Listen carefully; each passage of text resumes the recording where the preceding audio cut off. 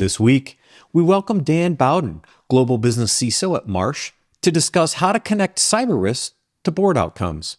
Next, we air two pre-recorded interviews from Black Hat USA 2026 from Mimecast and Zscaler. Business Security Weekly starts now. It's the show where we explore the business of security to improve the security of business. Your trusted source for emerging risks, leadership, and communication. Get ready for Business Security Weekly. Welcome to Business Security Weekly. This is episode number 462, recorded August 25th, 2026. I'm your host, Matt Alderman. Yes, it's a day late. We'll talk about that in a second. So my co-host for this show, or not my normal co-host, but Mr. Jeff Mann has stepped in to help today. Welcome, Jeff. Hey, Matt. Good to see you. I hadn't been on this show in a while, and I'm amazed that it's up to 462 already. It seems like we just started this show. Yeah, tell me about it. Somebody congratulated me on my anniversary. It's like 9 years doing Security Weekly or something like that. I'm like, 9 years? Whoa, where time flies. Wow. Yeah, exactly. Yeah, it's great to be here. Glad I could pinch hit today.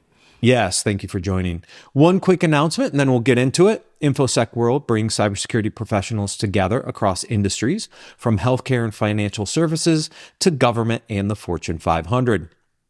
Join the community in Orlando, October 12th to the 14th, for practical education, new perspectives, and cybersecurity research unveiled live. Listeners save 30% on their pass with code ISW26-SW savings by visiting securityweekly.com/InfoSec World 2026. Don't worry, it's in the show notes. It's a long code. Dan Bowden is Marsh's Global Business Chief Information Security Officer.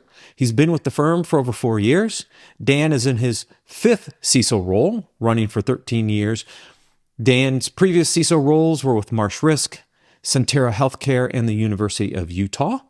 Dan has over 30 years in cybersecurity and technology experience in the insurance, healthcare, higher education, financial, retail, and military industries.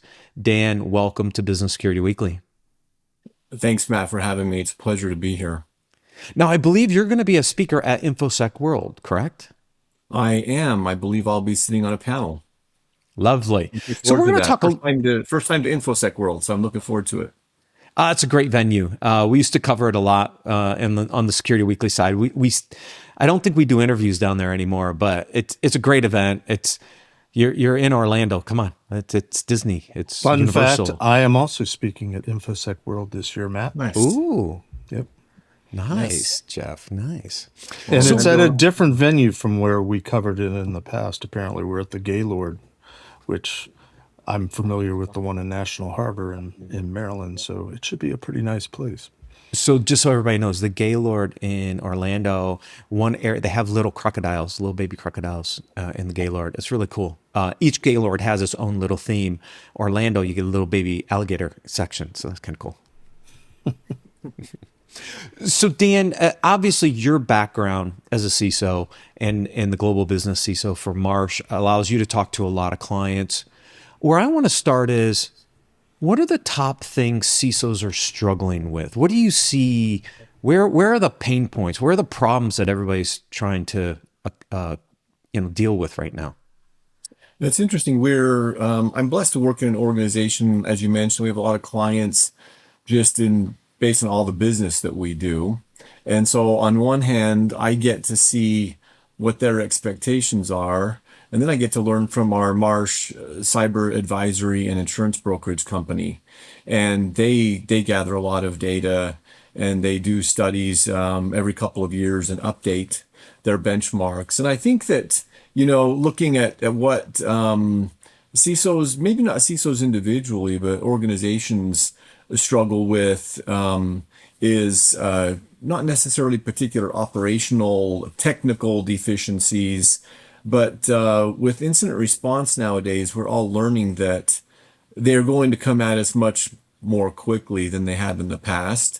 And so an operational coordination throughout the organization of being prepared to respond to an incident. And While we were talking earlier, I was thinking about your reference to football, and I apologize for non-sports people. I'm going to drop a little bit of a sports analogy, but when you consider a football team's defense, and those of you who've played understand this, but in practice, each day the defensive linemen kind of run off and practice on their own a good chunk of the practice. And the linebackers are somewhere else on their own. The safeties are somewhere else on their own.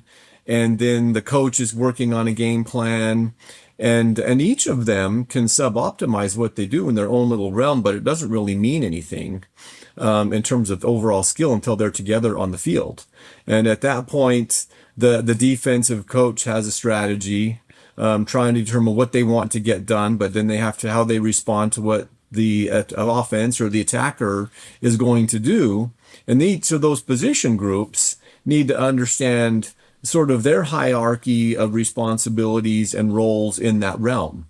And if this is poorly coordinated, the organization will struggle to do well in an incident. And I know I've talked to a lot of CISOs who, and been in the community a long time, kind of pride ourselves that we, as an individual or the team, will rise to the occasion and do well in a crisis. And I'm one of those that subscribes that thought that you don't rise to the occasion. No one rises to the occasion. You fall to your collective level of competence.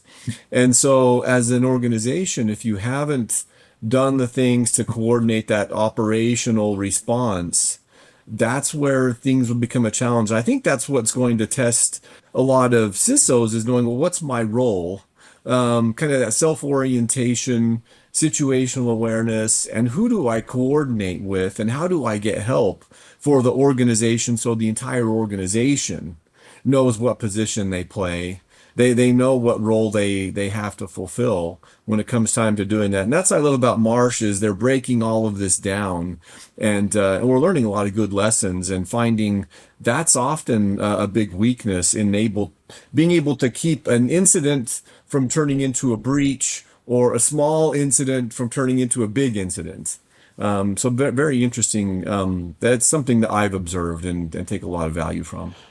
That's a fascinating, almost fascinating analogy. You're using the sports analogy. It just makes me that more anxious for football season to start. So thank you.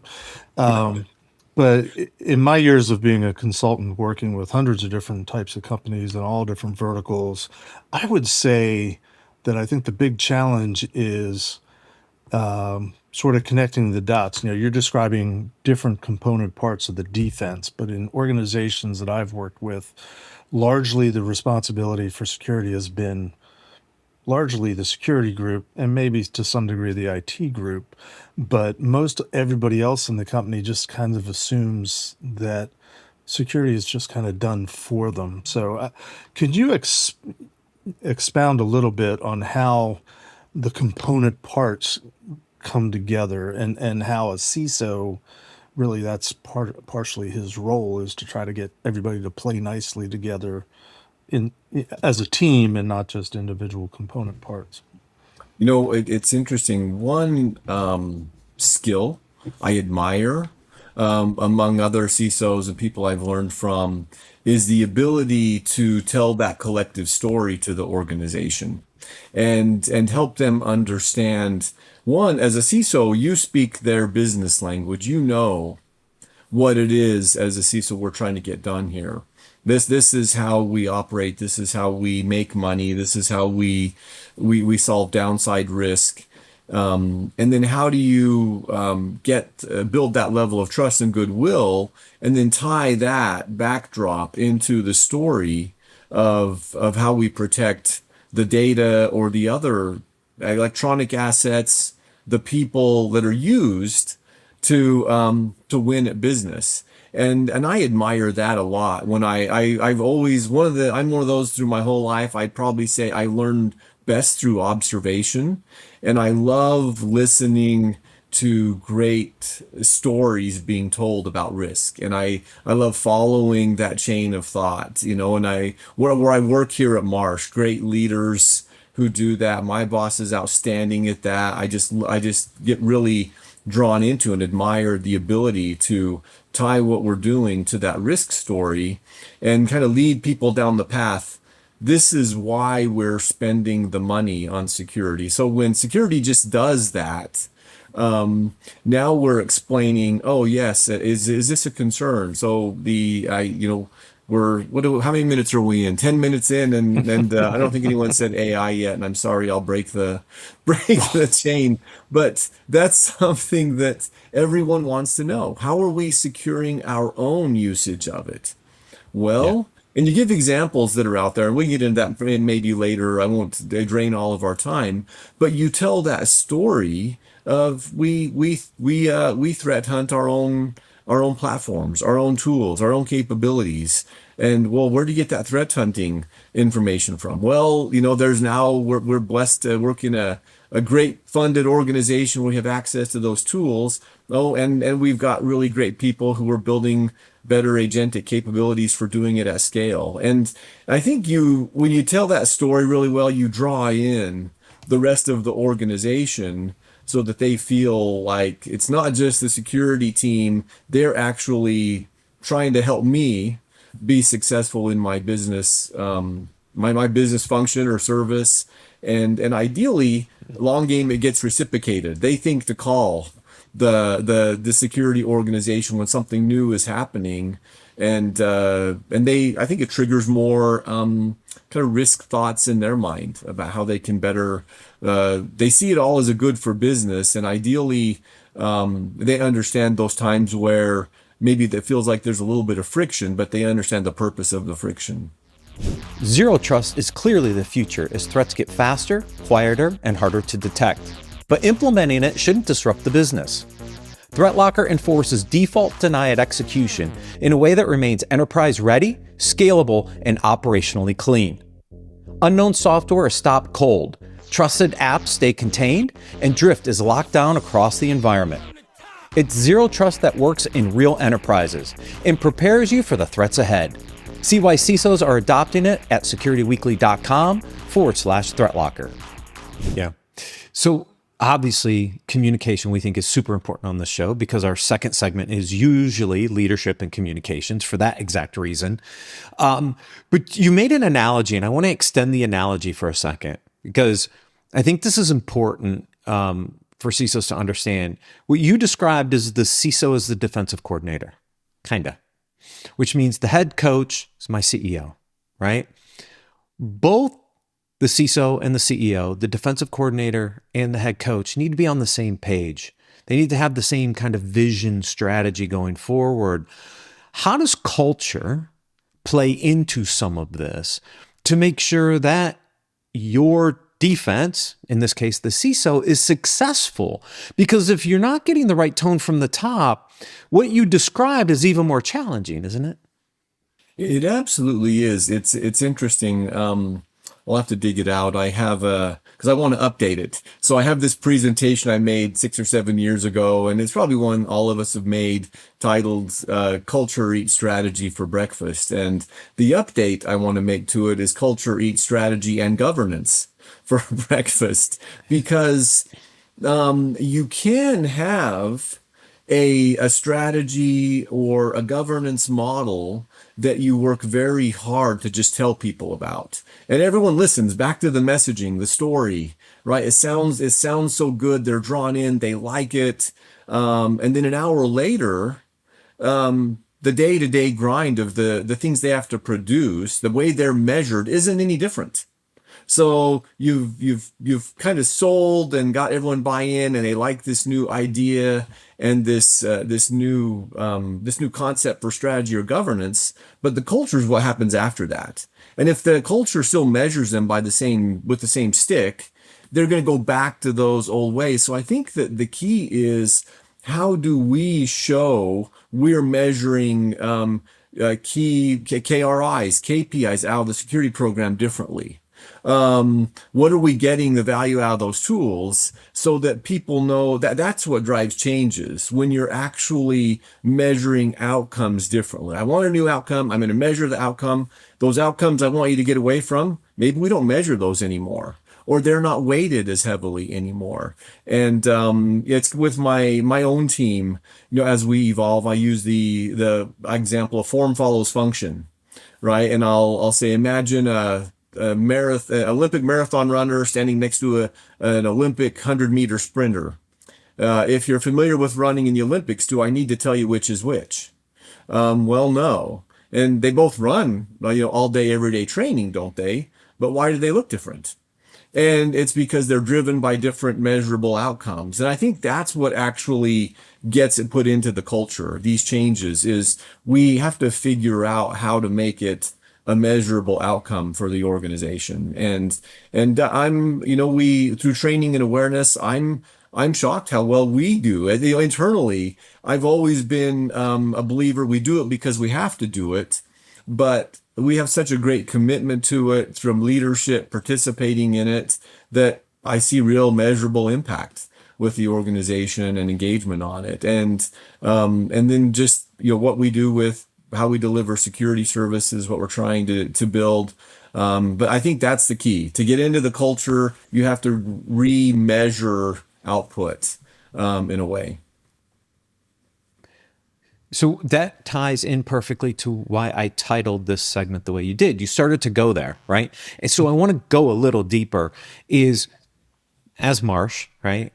A very large global organizations. How do you help clients kind of build those metrics? And how does that then drive decision making in the outcomes, right? Because I still think that's a big challenge for a lot of organizations, right? Mm-hmm. Days of vulnerability counts, incidents, they don't matter to the board, right? I mean, so how do we think about and how do we craft a set of metrics that can drive the right outcomes at the board level? Because that's like the nirvana state if we can get there. Mm-hmm. It's a great point. And we have what we call our Cyber Catalyst report. And every couple of years, we survey not just our own clients, but as broad a survey pool as we can get to understand where are organizations investing. So that's one set of data. What is their day-to-day life telling them they should do? What are they gathering through their own cyber threat intel, their own experience? And then while we're doing that, we also measure kind of responses from our own clients as we do help them self-assess for cyber insurance. What are the gaps? What are they doing well? What things need to be done? And we try to combine these things together to build a more interesting or more signal-worthy chart of what controls are important and to what extent. And we have a amazing team on the advisory team, Marsh advisory, data scientists, and they sit and they run these numbers and will produce reports that will tell you on a signal to noise ratio, they'll force rank controls for you and tell you, hey, this is in your circumstance, we would force rank this control ahead of another. If you've only got $10 to spend it on this one first, and then come back to this other one later. And that's what I enjoy about Marsh is they have the Cyber Catalyst report, they do global cyber claims reports, and so they can tell you where people are spending money on their own, what we're seeing when we observe assessments, and then what claims are being paid out. And that ends up, from my perspective as a CISO, when I was a client or if I were a client, is this recipe of helping me understand, okay, what's happening in the world. And if I miss this one control and I have an incident there, how exposed am I to what extent cost-wise? And obviously that's a great conversation if the CISO smart to share well outside of their own office, right? Get the other teams, the chief risk officer, others involved, the CFO involved, so that everybody's aware of what things can be invested in. If I may, Dan, could you just expound a little bit on what is meant by a catalyst in a cyber catalyst report? I think I know what it means, but please. Yeah, really, what it is, it's a report. We call it our Marsh Cyber Catalyst report. And so I think what it's meant to be is a roll-up of our findings of what organizations are doing, how many are regularly testing their incident response plan, and what does testing your incident response plan mean? And is it a tabletop discussion internally? Are you bringing in someone to execute a tabletop? Are you using a tool to do incident response scenarios? And so that's kind of what we market it or call it is our Cyber Catalyst report. But what it is we basically are able to go out and find and publish this kind of information. So my first thought when you described it was drivers, indicators that are happening in the world that would drive action or inaction, Yeah. investment or not. You kind of make it sound like, way back in the very beginning, clients that I used to work with used to ask, well, how much is our competitors doing? How much are other people in our industry doing in terms of security? Because we don't want to do any more or less. We want to be considered best practice. And it sounds like that's an evolution is, statistical. Here's what we're really seeing out in the real world with our clients, so that there is this, perhaps a little bit more educated decision being made on what to do and what not to do. Does that sound like I'm capturing the essence I of the believe report? so. And I base my answer, Jeff, and when I say yes, on my own experience as a past Marsh client and then what I see today. When I my previous role, we were a client, and when I got there in 2016 or 17, back then, what Marsh delivered was, hey, this is where you are on the percentile ranking among other health systems. And so our obvious goal was, hey, where do we want to be? Let's go talk to Marsh and let's have some internal investment discussions and let's crank that up. And that's that in that day, I think that was a good measure in terms of where we were. But I think everyone learned in healthcare then, is that good or not? Is being the best of a bad sector on cybersecurity a good thing to do or not? And so all of us wanted to evolve, I think, to where Marsh is now, so that they still will tell you, hey, in the U.S. health systems tend to rack up the highest or nearly the highest number of claims every year. That's still a thing, but I think they're also getting more signal versus noise on where to invest. And so the large health systems who maybe have more that they can invest, have a clearer picture of what that is, rather than focusing on, well, if I'm 99th percentile in healthcare, is that good or not? Or do I want to really be protected from advanced adversaries? That's a different scale now that I believe Marsh is very well equipped to help an organization understand. Yeah, so it's very obvious because we pull a lot of the historical loss data, and you guys have a ton of claim data. You're going to see different industries be impacted by different types of risks, right? I think there's some common ones out there. We know ransomware and supply chains have been top of mind from a claims perspective, but they vary by industry. What have you seen in the shift of the claims data lately? Have we topped out on ransomware, for example, or is it still increasing? Like, how has the claim landscape shifted over the past couple years? Are the same two or three big ones still there, or are other things starting to surface up that clients really should be looking at? It's interesting. What I'll do is probably kind of tie the claims to the threat landscape discussion. Ransomware is still a big thing.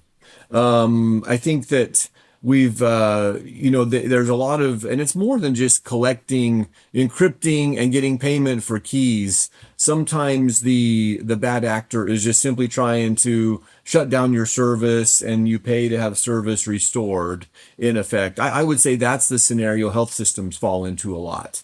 Is the bad actor isn't necessarily going after a bunch of their data. They know, hey, these guys want to get back in service right away. so that there's more inclination to pay. But what we're finding now is that it's along with the extortion, maybe more so than encryption, we're finding that that service impact may affect your clients. Or maybe your supplier, and there's huge downstream impact. And then there's all kinds of, a third party claim. Does that supplier, do they get sued by their clients?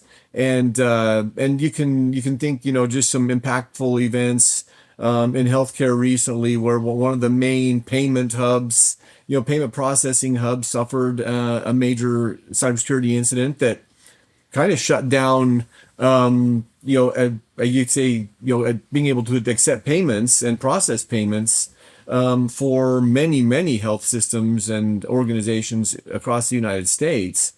What's the fallout from that? And so that's what we're finding now, is that there's more third-party dependencies, cloud dependencies, and so there's this cascading thing that now it drags a lot more complexity into what the claims might be. It may not just be a simple, I have this claim, and the claim is to do notifications to my individual consumers, right? Those are the easy ones now. The more challenging ones were, what did I lose? What revenue did I lose while I was down? What revenue did my clients lose while I was down? And what am I accountable for? And so I think that's the add-on complexity that we're seeing now is, the prolonged business disruption, third parties, and then litigation that could fall out from those events. Right.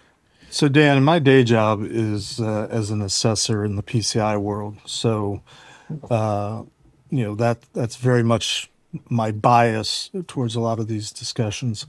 I've had clients for years, trying to figure out how to, and the term takes various forms, but reduce the burden, the complexity, try to minimize what they have to invest in terms of meeting this particular security standard.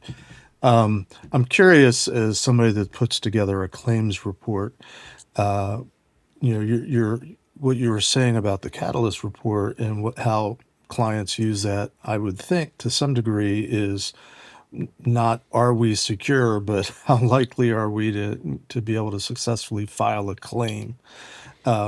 There's been suspicion by my clients over the years of, or an attitude, I would say, of, well, we can't do everything. We can't invest in everything. The idea of making that risk decision,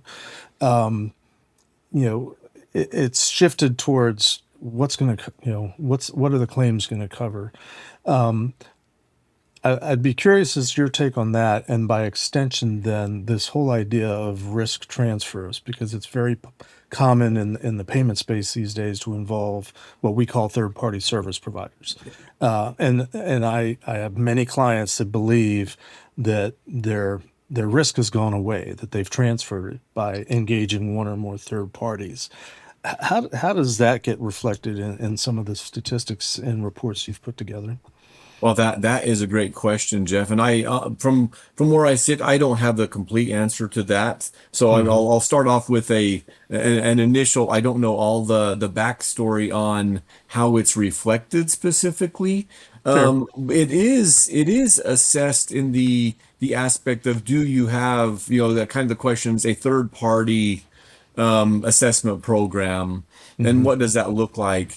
I think that. And I think this is probably where I'm going to speak give my opinion. I'll start off with my opinion first, and then say caveat that with, please talk to your broker to get the correct answer. Yeah, none of us are lawyers, and none of us are claims adjusters. Yes, exactly. I think the challenge is, we've all learned you can assess a third party, and they look good today, and they have a whopper of an event tomorrow that you didn't see coming, they didn't see coming. And I think that a lot of it will come down to, like, how exposed, what's the exposure off that third party. So there's I don't know how detailed we can, unless we assess them, individually, their likelihood of an event. If you have that information, then I would also say it's the exposure. How much data? What kind of data? How many records? What's the total possible downside? And I bet you that within Marsh, even though some of those third parties, I bet if they come to Marsh, I'm sure we've got a practice internally that we'll tell somebody, what if I'm the next SolarWinds, a tech company, or what if I pull a CrowdStrike, on all of my clients. I bet you we have a team who will sit down and back to that transferring risk as a third party, but you could maybe ask your third parties, have you had this kind of assessment done? Have you gone to a cyber insurance broker and asked, what if I have a massive outage and everything goes down? And because I think that's the only way to understand the what ifs. The likelihood's always going to be tough to figure out, but I think trying to understand the exposure, and that's something I think we're trying to advance even our own third party assessment into, is assume anybody could have an event, but how bad will it be if it's these guys, and what would we do about it? So Jeff, in the financial space, right? You could outsource the service, but you couldn't outsource the risk, right? Well, that's what I tell my clients all the time. Exactly, But right? that's not what the vendors are telling them. Right, but that's true, right? But they still have to go through due diligence process. And I work on a lot of third-party risk use cases still in my day-to-day job. And it's how do you tier them? How do you assess risk against them? You can only do so much, to Dan's point, but due diligence is part of the equation. You can't outsource and say, oh, I've transferred all that risk, and then not at least do your due diligence on the vendor. Like, that would be catastrophic, I think, for most organizations. There's a balance there somewhere. It's always interesting to figure that out. But the claim data coming from Marsh, I think, is super interesting, because we look at a lot of the loss data as well, and you can start to identify some patterns. You can start to understand some of the potential likelihoods and impacts, Dan, right? I don't think Marsh has done all of that analysis, but you can start to see over time trends like, look, these things are ticking up. Therefore, my likelihood of an event is also ticking up. What should I do about that? But there is no, unfortunately, I don't think there's any sole source to solve all of this. Right. It's going to be a continuous process. Just keep I think keep coming back to grinding out the data to eventually, how close can we get this to understanding and overall just exposure impact. What's the back to it's funny, you go through all the data and all the science, and you still come back to annual loss expectancy, and all those numbers, you still come back to those numbers at the end of the day. You have more science, more data science, more secret sauce in the figuring the calculations. You still come back to the old metrics though at the end of the day on that. Yeah. Exactly. Where's my risk tolerance? Where's my threshold, my tolerance, right? Yeah. Like that. And again, I think that's part of the key risk metrics we also have to share to the board. Here's what we believe our annualized loss expectancy is. Here's what our appetite and thresholds have been. Here's our tolerances. Are we outside of those? And in some areas, maybe we do have to make some adjustments. But again, at least I think that helps the board help make the right decisions on whether they should or should not address some of those risks. And I still think it's a risk discussion at the end of the day. Absolutely. Dan, thank you so much for joining us on Business Security Weekly. Thank you for having me. It was a pleasure, and happy to do it, and hopefully run into you guys maybe at InfoSec World or somewhere. Yep. See you in Orlando. That'll be great. Stay tuned. We have 2 pre-recorded interviews from Black Hat USA 2026 from Mimecast and Zscaler. Thank you for watching and listening. We'll see you next week on Business Security Weekly. This episode is sponsored by Microsoft Edge for Business, the browser with built-in protections for Microsoft 365 customers. With employees using AI and web apps more than ever, Edge for Business helps you stay in control, securing sensitive data, protecting against shadow AI, and stopping threats right in the browser. You don't need to worry about added extensions, new tools, or extra costs. It's the secure enterprise browser you already have. built for the era of AI. Visit securityweekly.com/edge for business to learn more. Welcome to Black Hat 2026. I'm Mike Shima. Joining me today is Leslie Nielsen, Chief Information Security Officer at Mimecast. Thanks for being here. Thanks so much, Mike. I appreciate the invite. Happy to have you here because it's time to talk about agents. I'm sure that comes as no surprise. Everybody's talking about agents for at least the past 6 months, at least the past year, a bit longer. But what I'd love to do is dive down into something that's maybe even nuanced, if we can do that in 15 minutes. Everybody talks about agents, and they want to secure them. But what are the risks that they introduce? And I think part of that is I'm going to ask a multi-part question, so try not to spam you here. Is there something really new about them, or do we have a lot of known controls that just need to adapt? If you see the line I'm drawing there. Understood. Yeah, I'll go back a few years, and when public cloud came out, people were just so afraid. They're like, "Oh my gosh, public cloud! What are we going to do?" And at the end of the day, it wasn't because they didn't know what to do. It's because they weren't doing the right controls on-prem that they could move to the cloud, right? Yeah. So if we can do the right things in-house, then we can, deal with agents. We don't manage our humans well. There's a lot of things we're not doing well. I would say the biggest risk is speed and sprawl. The speed at which a lot of things are getting deployed, maybe even missing some policies and procedures and things like that. And then the sprawl, it's just people don't necessarily know what's on their network, and it's just moving so fast. It's cliche, but the unknown risk is the highest risk, right? Yeah, and you mentioned the cloud, and for the longest time, the shadow cloud was the new shadow IT, and it's not hard for me to predict shadow AI, right? Yep. And I love the fact that I bristle a little bit at the machine speed everything, but your point was not the speed at which the agents act, it's the speed at which they're getting adopted and showing up. What are there misconceptions that organizations have just about who's using and how they're using agents in the first place? I think so. Security starts with visibility, right? You got to know what's happening on your network, within your infrastructure, with your employees, on your endpoints. And there's just a lot happening really, really fast. And there's a diatribe here. There's so much pressure to use AI, yet there's also pressure to be secure. And people just don't necessarily know the controls. But at the end of the day, a lot of the controls we already have in place, good visibility, be it, SIMs, EDRs, et cetera, as well as identity management, non-human identities, service accounts. An AI agent is a service account effectively. We have a way to manage. We need to extend that over. And the controls that we have around monitoring, detecting, et cetera, should be extended. I definitely want to pick apart that a little bit because I come from an application security background. And for a long time, to riff on what you said, we talked about API identities, service-to-service identities. And even if we're talking about, you mentioned humans, if I get hired by a company, there's a background check. There's a couple things that happen for me as the human. I got my username and password. There's my identity. But if I then bring on a couple agents for myself, what's the dynamic there? How are you seeing organizations handle that? Are these new identities? Are these Mike's identities? And there's a subtext here about accountability that I'm going to sneak in a little bit later. Understood. So let's see how you do here. Yeah, it's twofold actually. And I'll use some terms. There are various terms out there, but there's an agent that has user agency, and that means it's running under your user account. I know the vocabulary here is tough. Hopefully on your laptop, right? Yeah. And then there's an agent that has full agency.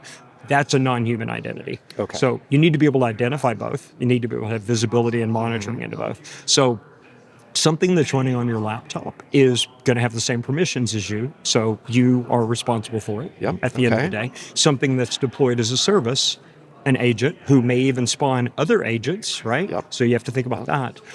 That has to follow your non-human identity standard, and you need to extend it to make sure, and you need to make sure your controls are there to see it and to control it. So then are there, because you mentioned too, just there have been service identities, and we had controls around saying, well, it should have an ephemeral password or short-term privileges. Do those things map?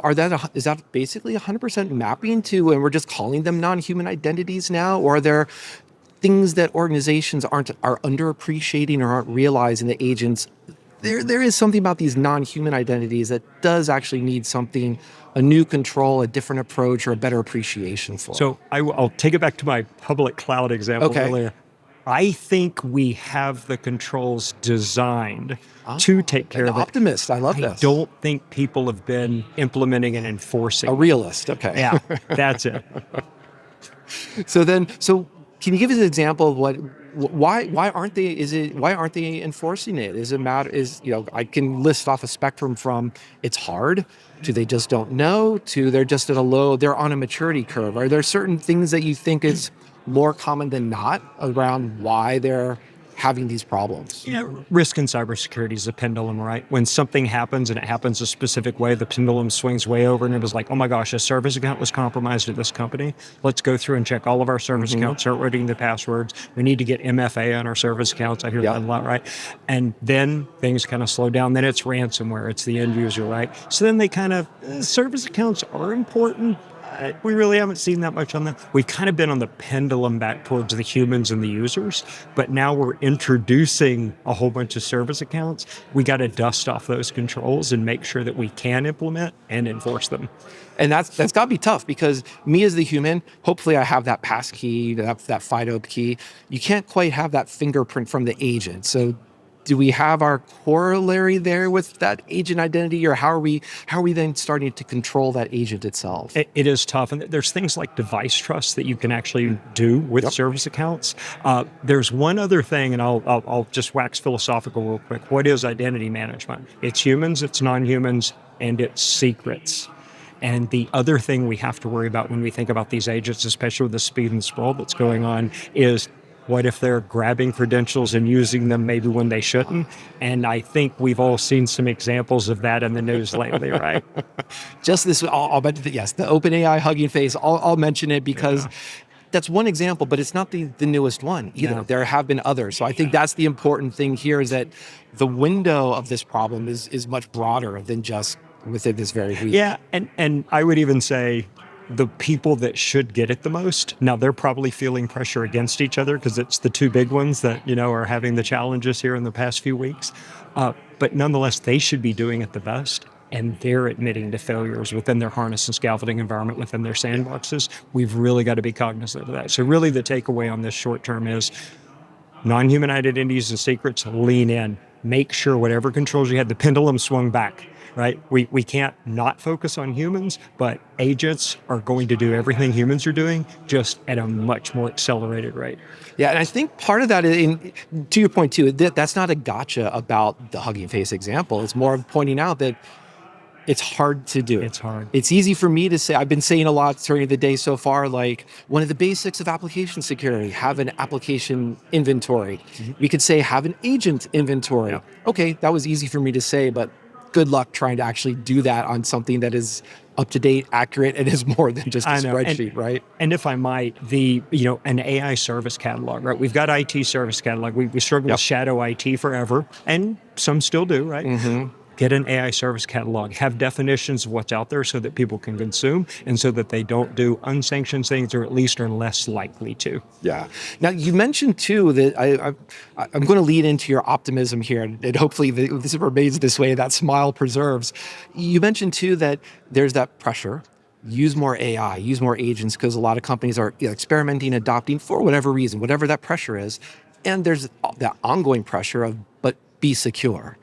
And we can't just have that prompt of whatever telling the agent to be and do whatever you're doing securely, right? That prompt hasn't worked yet. How are CISOs talking to the boards? Are they having trouble with these conversations? What are you seeing from the people you're interacting with about where the hard parts of those discussions are? The people that are having the most success are framing it within their existing risk framework. So we talked about identity management, non-human identity and secrets. We've talked about the ability to detect and respond. Don't put something on your network that you don't have visibility to. So in the short term, the easiest thing to do is say, look, these are risks we've been talking about for years. However, now they're elevated because we have the speed and the sprawl. We have more non-human identities. We have a harder time to detect and respond. We have a shorter amount of time to detect and respond. The mean time to detect, the mean time to respond. That's the challenge people are having right now. So if I can maybe rephrase that, it's almost an exacerbation of problems we've already had. Yes. It's just a lot more obvious. Yeah. So then it's Black Hat. There's a lot of people talking about new solutions, old solutions that have just tagged a couple letters onto them like AI or LLM. What have you been doing? What's Mimecast doing this year for Black Hat? What's new that you're working on? So we've got a new service and a new product. So from a service perspective, our managed threat response, it is a fantastic service because gives you minutes on response and action. It's definitely worth looking at, especially if you're on the email security side with us. From a agent perspective, we did an acquisition a couple of years ago, Insider. It's called Code 42 after the Douglas Adams book. But it is a fantastic product. It gives great visibility into unsanctioned AI data exfiltration, what's going on in your network.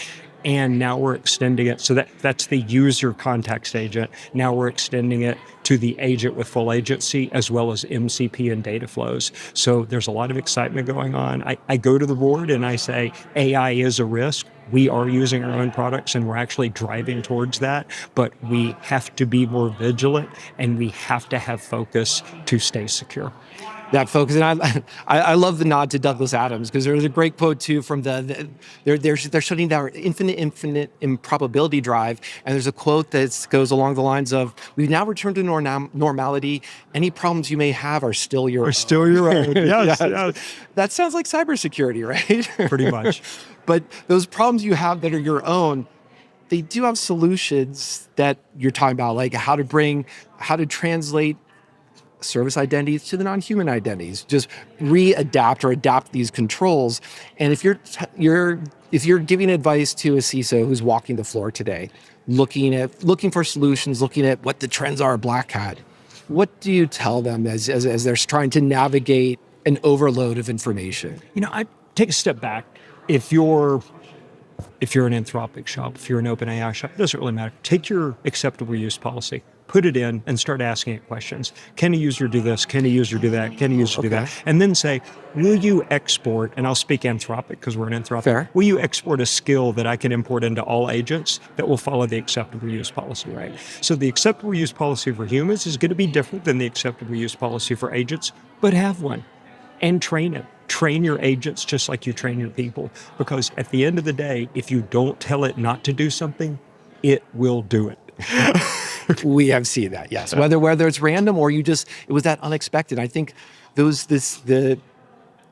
of the things I heard, I think it was Dan Farmer, described security as the absence of surprise. Yeah. And agents love to surprise us these days, right? And if I might, I'll quote Rivas from years ago at an RSA convention. He said, "We are increasingly asked to build secure systems from brittle components."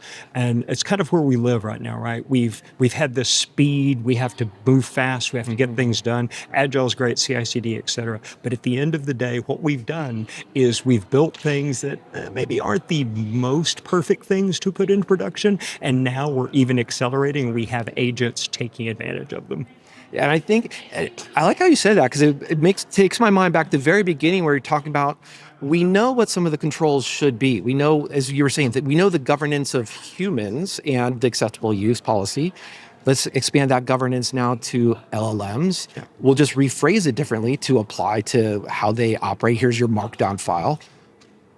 But but the challenge then is that gap between here's the practice, the theory, to what the practice looks like. And I think, is there a way? Do you have an advice or some suggestion for the CISOs listening there? What's the step in the next 30 days, 60 days that helps get them onto a practical solution rather than just, oh, we know what the theory is, we'll get to it eventually? Yeah.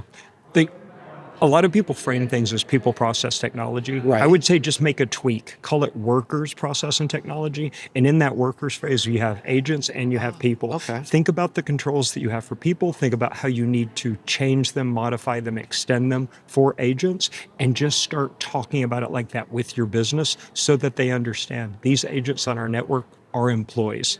And a great question to ask is, hey, we know how to get stuff onto our network, et cetera. What happens when we have to fire an agent? What happens when that day comes? And it's system and software development lifecycle, right? You make something, you bring it in, you also have to have an exit policy for it and know what to do. No, I love that framing, because if we say insider threat, we can just kind of leave it as what is an insider? And that's exactly, I think, what you were just saying. Yeah.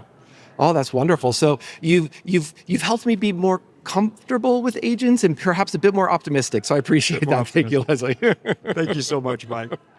Thank you, everyone, for joining us. To learn more about Mimecast, visit securityweekly.com/MimecastBH. And for all of our Black Hat 2026 coverage from Cyber Risk Alliance, check out securityweekly.com/blackhat. Right now, with Tanium, IT and security teams complete patching programs in minutes, not weeks. Reduce software vulnerabilities by up to 97%. Cut incident response times by up to 99%. This is not just IT, this is autonomous IT. Making business, your business, unstoppable. Tanium, autonomous IT, unstoppable business. See more at securityweekly.com/Tanium. Welcome to Black Hat 2026. I'm Mike Shima. Joining me today is Brett Stone-Gross, Senior Director of Threat Intelligence at Zscaler. Thanks for being here. Thank you.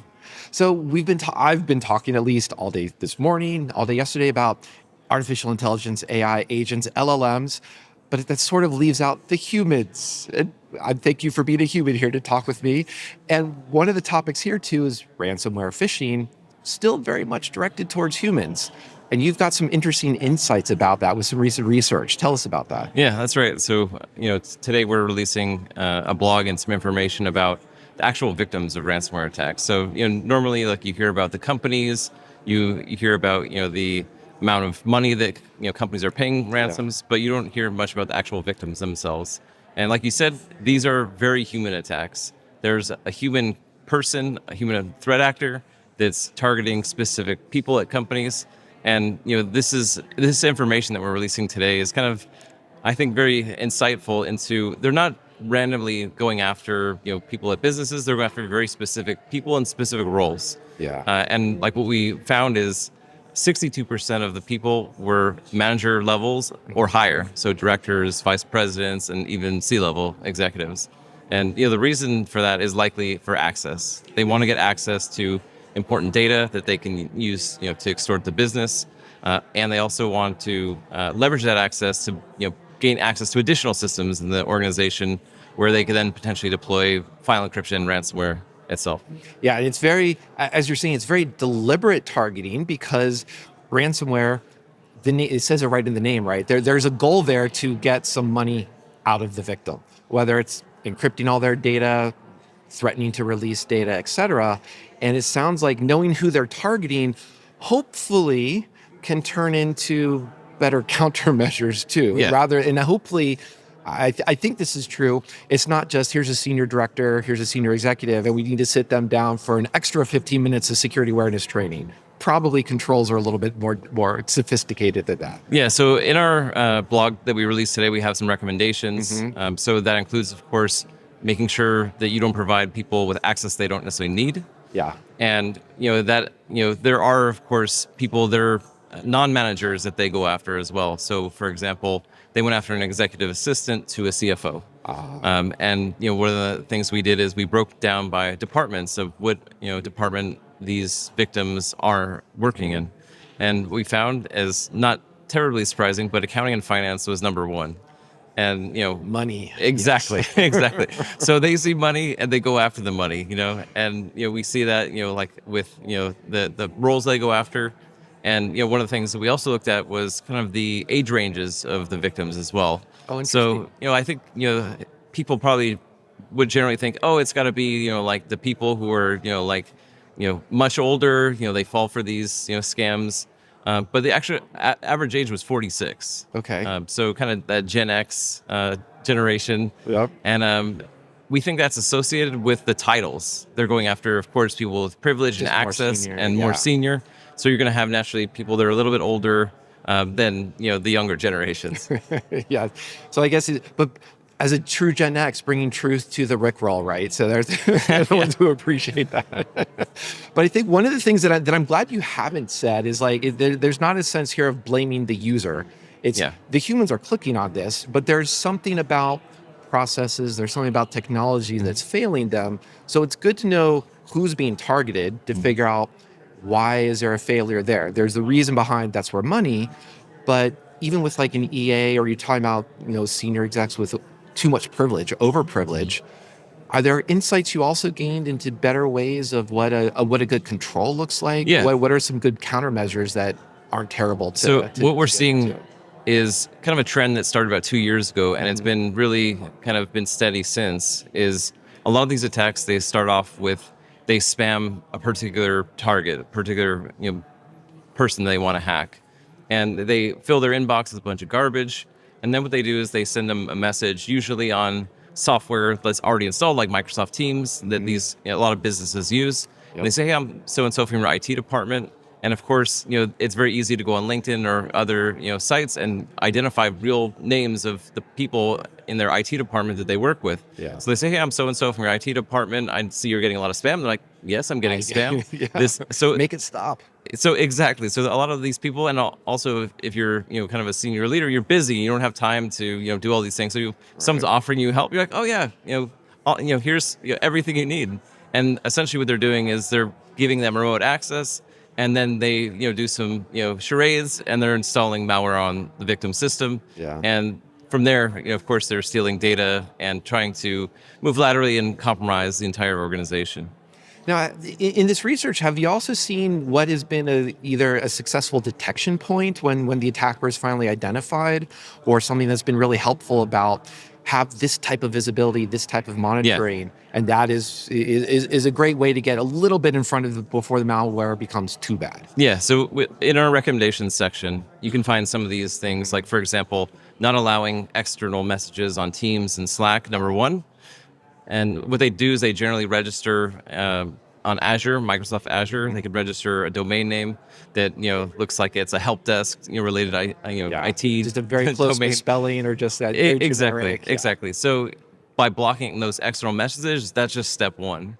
Then you have all sorts of ways you can monitor the endpoint with EDR software, through network monitoring, to make sure like you see any malicious traffic coming through, by having DLP to make sure nothing's going out the back door, by having a sandbox where you're detonating potentially malware samples and flagging them before it's actually run on a system.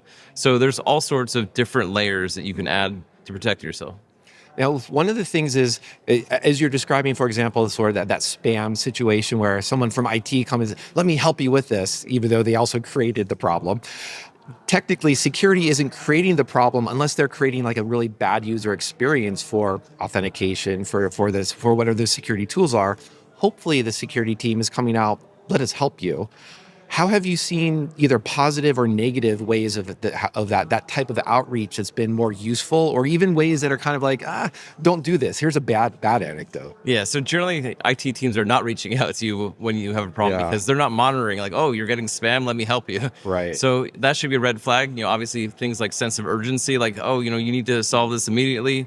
There are certain things that pressure people to act irrationally, and they're very effective. What we've seen is a lot of these threat actors, they go after businesses, but they don't go after just one person at that company. They to increase their chances, they go after multiple people. So we saw this group hit more than a dozen people or at more than a dozen companies. They hit multiple people at the same company. So they try to play catch the as odds, many- right? Yeah, We're in exactly. Vegas, yeah. So if you go after 3 and you get 2 or you get 1, that's all you need. Security teams are overwhelmed. In 2025, more than 48,000 vulnerabilities were disclosed, yet only a small fraction pose real risk. Most organizations remain stuck in a reactive cycle, responding to everything without the clarity to know what actually matters. Origina, a global provider of independent software support, is built on one principle: giving organizations control over their own IT roadmap, risk, and critical systems. Optus by Origina is a predictive intelligence service that brings that same approach to security, helping teams predict risk, validate what matters, and act with confidence. Visit securityweekly.com/Origina for a conversation with a security expert today. Yeah, and it's funny because a lot of those techniques you're describing, like that psychological pressure, those are very similar to techniques here, and speaking of Vegas, like cold reading or mentalists that are using just what are some default behaviors, default expectations that people have, and it sucks that that's being exploited. Yeah. And I wonder then, was there something else in your research that surprised you about that though, or that saw like, oh, we didn't think that this would be either a type of weakness or a type of user being targeted? So I think a lot of it boils down to that, like when you usually have training, security trainings, a lot of it is focused on almost legacy attacks. Like sometimes like the trainings are a little bit behind what's actually happening. Don't click on this link. Right. Yeah. So you have trainings about phishing, and like if you get a suspicious email, like here's how to check if it's suspicious, and you don't have that trainings about, hey, if you get a bunch of spam and somebody calls you on Microsoft Teams, you should not answer it. So it is that cat and mouse game where sometimes the trainings are a little bit behind the reality, and they take advantage of it. And the threat actors are very good at pivoting to different techniques and techniques that work. And this technique is very effective. We've seen them use this for the last couple of years.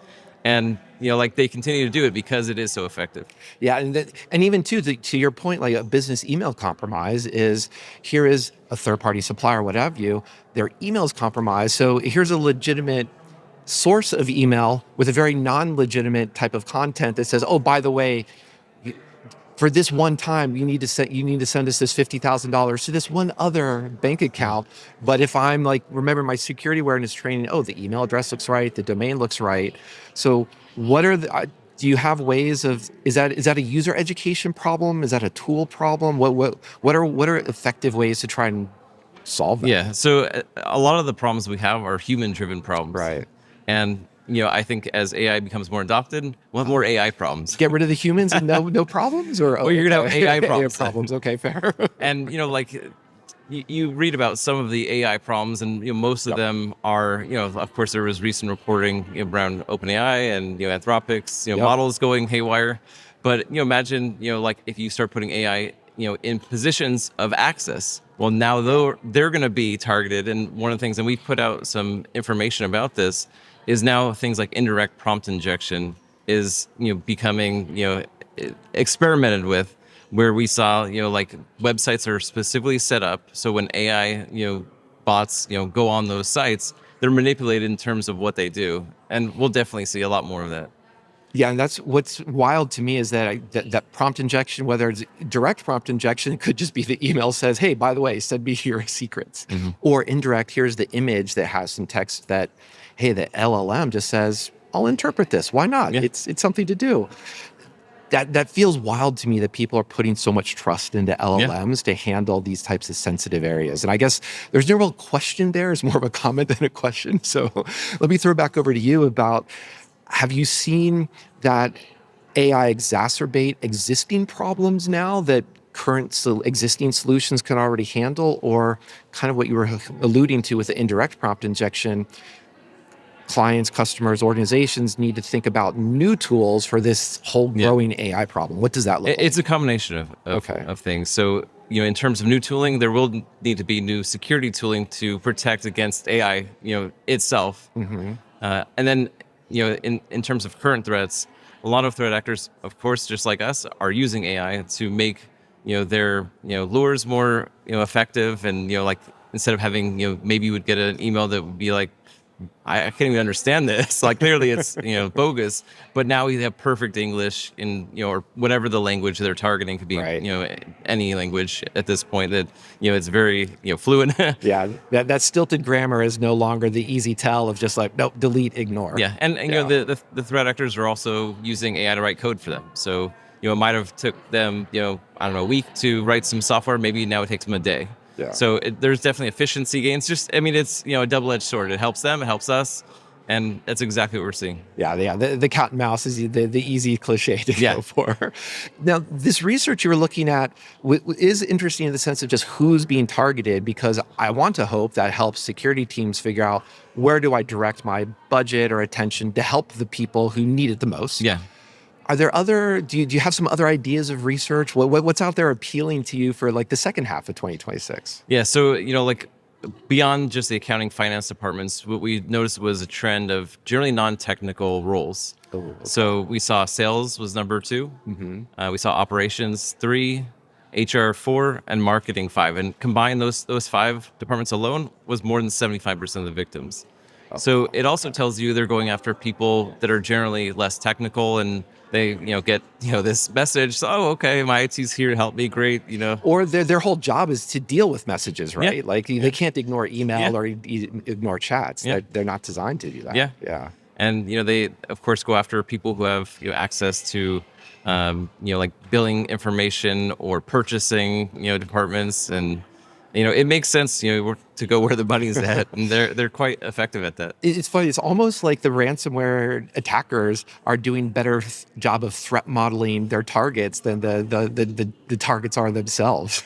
They are very effective, and we have put out a number of research over the years in terms of how much money some of these groups have made. And a couple of years ago, we reported that there was one group that hit a specific large company with a $75 million payment. Just one company. And so that shows you how effective and how much money is involved in these attacks. Yeah, that even if they're sending out 1,000 emails, that's a pretty decent ROI to get some success out of that. Oh my gosh. Then what appeals to you, or how many fake emails have you been getting? How do you protect yourself in this world? So I get obviously tons of spam, but not just from the bad guys. I get a lot of spam from marketing and salespeople. So like there's a number of ways to protect yourself. One is like you have to obviously look at the content. There's ways of checking the email headers. Some of these are probably a little bit more technical than most people would follow, but there are definitely indicators where you can identify whether a message is obviously legitimate, but there are also exceptions to that. For example, if they get into your company, they could use that person's email account to send email to anyone else in the company. So they can use that, of course, for leverage or for gaining more access. And it's going to have valid headers, right? Exactly. Yeah, so you can get as and that will be a technical as you legitimate want, email from the real sender account. Yes. Well, we're going to see more of, people can find out that more details about your research on today's blog post, right? You're releasing that today? That's correct. Awesome. So look forward to that today, and look forward to seeing what you come up with for next year as well. Yeah, and we'll be more AI targeting. Yeah, we'll be releasing a ransomware report that contains the information that we presented today with some additional information as well. And there's some additional statistics we hope to release with that report as well, which are really interesting that I hope we get to release with that content. Awesome. As well. Well, you gave us a couple interesting tidbits already in this couple 15 minutes. So thanks so much, Brett. Yeah, thank you as well. Thanks everyone for joining us. To learn more about Zscaler, visit securityweekly.com/ZscalerBH. For all of our Black Hat 2026 coverage from Cyber Risk Alliance, check out securityweekly.com/blackhat. Thank you for watching. If you enjoyed this content and would like to find more, see what the rest of the Security Weekly Network has to offer. Visit securityweekly.com/subscribe to find all of our shows and the latest episodes. Hope to see you on a future episode.